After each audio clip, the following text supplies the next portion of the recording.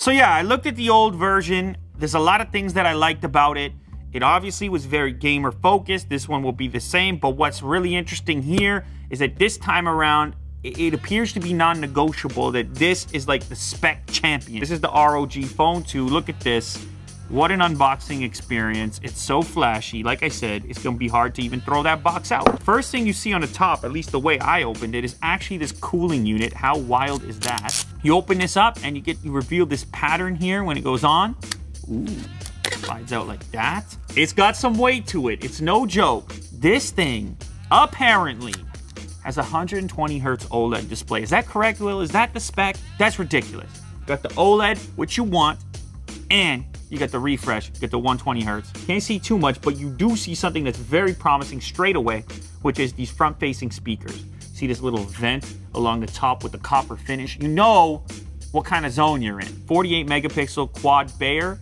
It's a 2-camera unit. I believe they have added a wide angle touch shoulder buttons there. Of course, you can map those to your favorite shooter and get a much more ergonomic grip on the device. You still have a dedicated headphone jack on the bottom. Type-C connector, which interestingly enough is off to the side. That is a very uncommon location. All right, what do we have? This is, oh, it's a case of some kind. So this is obviously different from the extra case that was included in our package, which is probably an accessory after the fact. It's got this angular design carrying the same theme through it. So it's somewhere between a case and a bumper. You still see the beautiful glass design underneath. Braided USB Type-C cable over here. Not gonna get so tangled. Plus it just has like a certain premium kind of luxury feel to it. Max 30 watts. Wow, 6,000 milliamp hour battery. That is pretty awesome. Otherwise, we got a little front-facing camera in this location right there. You know I'll be testing the selfie in a moment. I'm realizing looking at this that actually these lines in it, they change colors as it shifts light. Do you see this? So see how it's like pink, yellow, green. Look at that. Let's take a look at some of the extra stuff. So this is the mobile desktop dock. This is gonna be, I guess, the home, the hub for your device. It's got a dock. Oh, that's what that rubber thing was covering. So that will pop in like that, and that's what your dock look is going to be. So this could be on your desk. This thing has more ports than my actual laptop at the moment. That's an SD card slot, a USB source pass-through of some kind.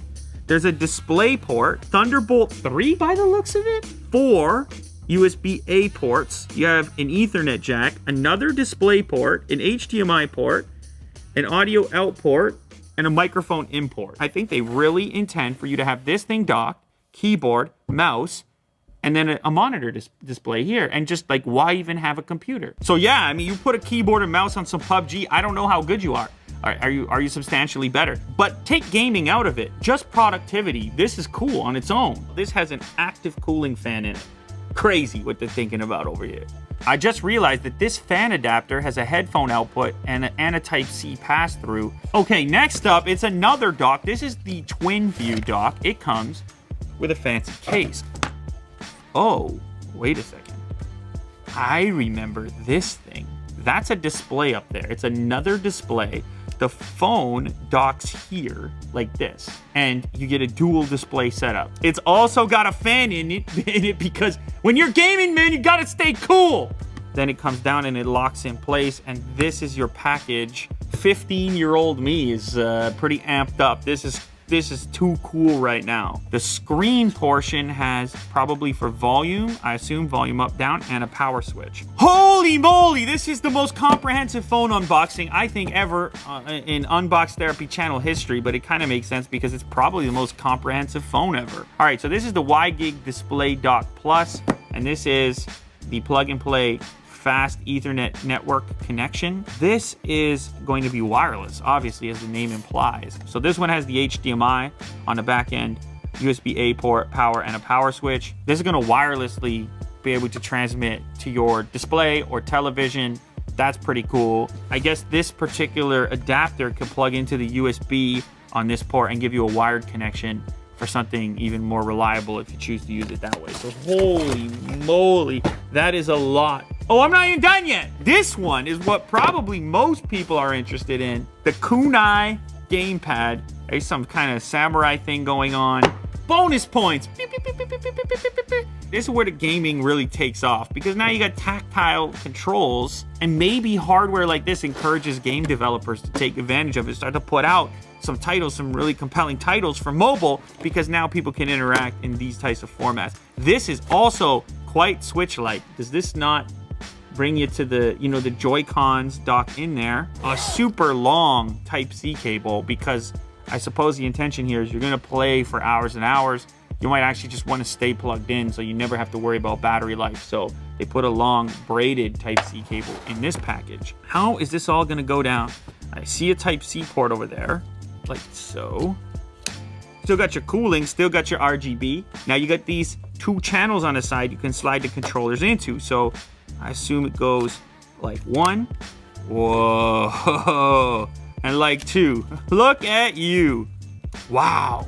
You're starting to think of your phone more like a game console, like a portable game console, and less like a phone. It is still a phone, a very powerful phone. Of course, you're gonna pop it out and use it like a phone, but in this moment, you're not gonna be thinking phone. You're probably gonna turn off your notifications and get right into it, because you got R2, you got real shoulder buttons, you got real triggers. Touch controls simply can't compete with these types of controls, especially for certain types of games.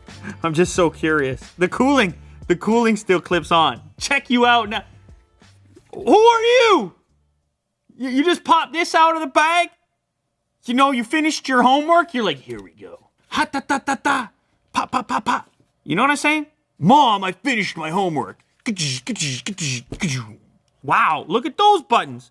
It's got M2, M1. These little extra, almost like scuff. Like on a scuff controller, like scuff buttons. Oh, also almost missed this. There's a headphone jack at the bottom right there. No release. Just pop it like that. All right, now these guys on this controller, bam, bam. Now watch, I'm gonna show you something here. Watch this. Boom, boom, boom, right? Boom, to the display. Don't miss a beat. Now you're comfy. And actually, I like this even more. The triggers on this are legit triggers. Look at that. So what is it? What else does this have? What? Ah, for that reason. Look at that. A little USB dongle, which hides in the controller. It's almost too much to cover in one video right here. Options for connectivity as well. Bluetooth, USB, and Wi-Fi. You know what? It's not even over there, because how about this on the go? Boom, boom, up, boom, on the go. Boom, boom, see ya. It's too much for me to keep it all together. It's all too exciting. Okay, last accessory, because this has turned into a saga, this video. This case is solid and sturdy, and it's all that's in the package. Installation, let's see. Boom. All right, shall we boot this up? Let's go ahead and do that. Ooh, solid rumble, bit of sound. All right, so the authentication here, looks like there's a few options. You have face recognition, set up fingerprint or typical PIN. Because there's no fingerprint scanner, this is obviously one of those in-display styles. And face recognition, by the looks of it, I don't see any heavy face unlock hardware in the top beyond the front-facing camera. I'm guessing it's an optical style. Okay, so registering fingerprint, pretty standard stuff. Let's try this.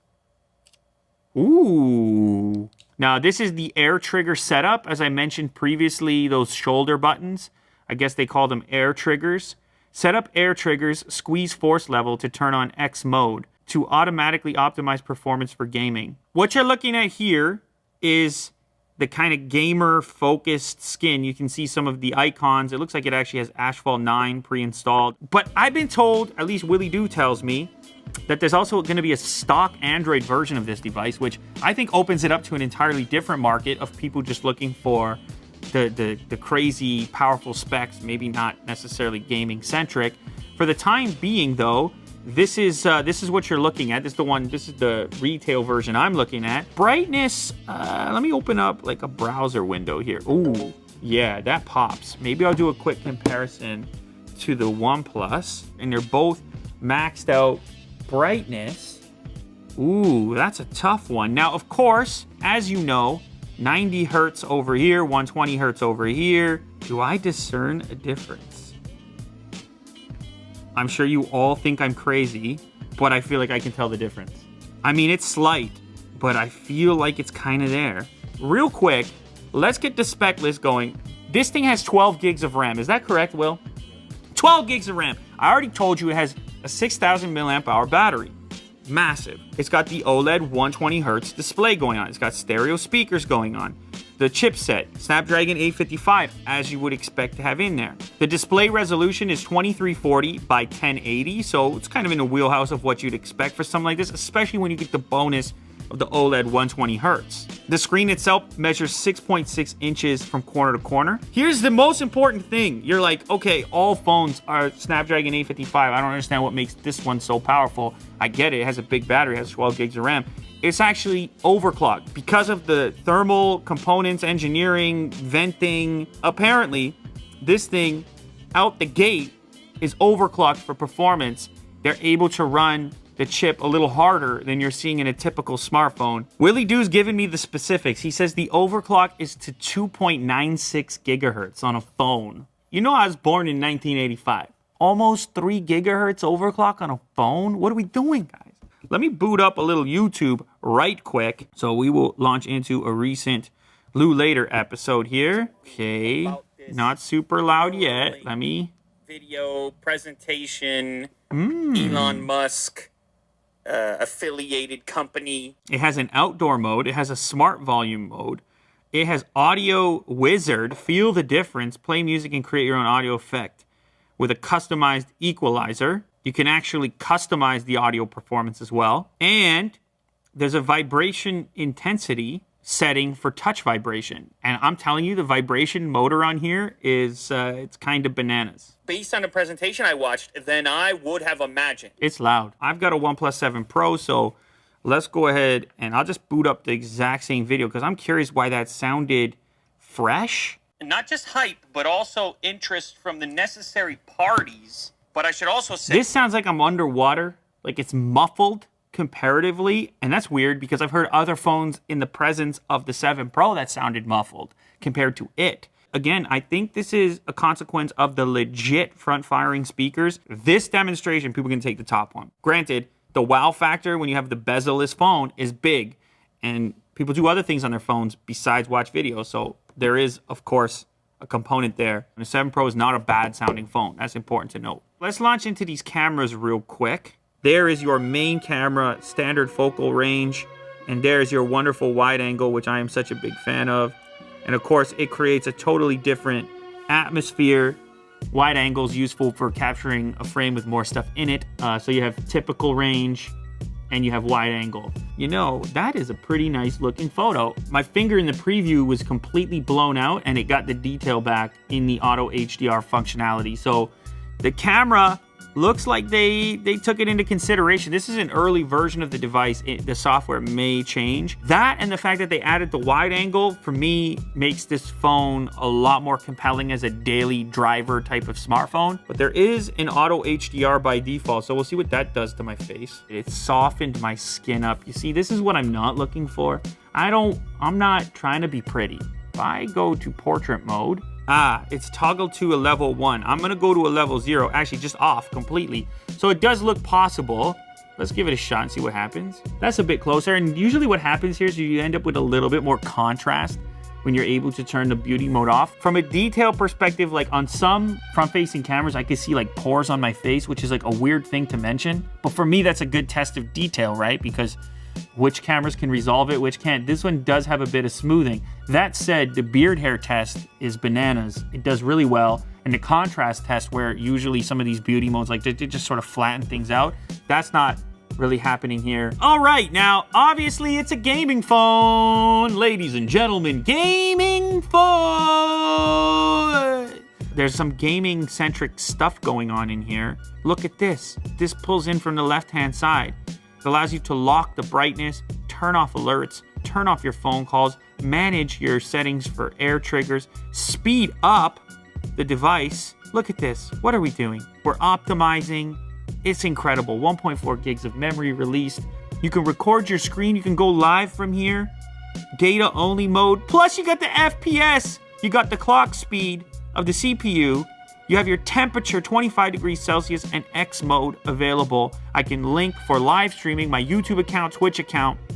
I can set my live streaming resolution and my audio source if I have an external one via something like a gaming headset. It's bananas. So gaming phone centric, you know they've had to put some attention into the gaming aspect from a software point of view. So you click this button in the center here and it launches. Look at that. Ah, it gets aggressive. It's yelling at you. It's growling. RGB starts popping off on the back. Look at this, just flashing between all the colors it's capable of. It's all about capabilities. This is your games lobby. Right now I only have Asphalt 9, which is pre-installed, but your games will show up in here and you can set separate profiles for different games. Temperature controls, memory cleaner, game tuning, display options, the refresh rate, anti-aliasing, touch controls, sensitivity. Kirk! Holy, it's a phone, man. What? Get that sound boosted. Ooh. Now remember, at any time, this is what I love, the way they implement this. You pull in from the left, FPS, temperature, lock the brightness, turn off alerts. So you might start out, it's casual. Then things get serious. You're like, you know, I'm going to lock those alerts. Don't bother me. Get some nitro. Woo! All right, so let's say I pull this over, get the air triggers going, and you can see here, map them down. Is that where they sort of are? So look. And that one's not even lined up that well, but it's good enough, right? Boom. So now I don't even have to touch the screen, and it's much more comfortable. Look, man, it's a cool thing, and I'm happy it exists, and I'm happy it has a huge battery, and I'm happy it has the most responsive display, and I'm happy that overclocked smartphones are such a thing. Is it going to be for everyone? No, but that's why it's interesting. That's why it's exciting, because it is so targeted at a select few. Somebody who wants something different than what every other smartphone looks like. And I promise you, they're all starting to look a lot alike. So at least this one makes some kind of statement. At least this one differentiates itself somehow. Obviously, it's so comprehensive that trying to cover it in one video is crazy. I mean, there's just the accessories in general. Like, which ones do you need? Which are the most important? I'm going to be testing out these accessories and really downloading whatever titles are currently available that I feel like could take advantage of them, and then getting to the bottom of the idea of your phone becoming your predominant computing method with a dock like that, and maybe replacing your desktop or laptop if that's even possible. But just on a baseline level, no accessories, you are looking at probably the world's fastest overall smartphone experience. They're talking about shipping it potentially with stock Android. They're already running something close to it. They're overclocking the most powerful chipset that people are looking for in smartphones. They hit it with 12 gigs of RAM. They gave you a 6,000 milliamp hour battery, and then on top of it all, a 120 hertz OLED display. So even for people who don't care for the styling, you have to be paying attention. It's probably the world's most powerful smartphone.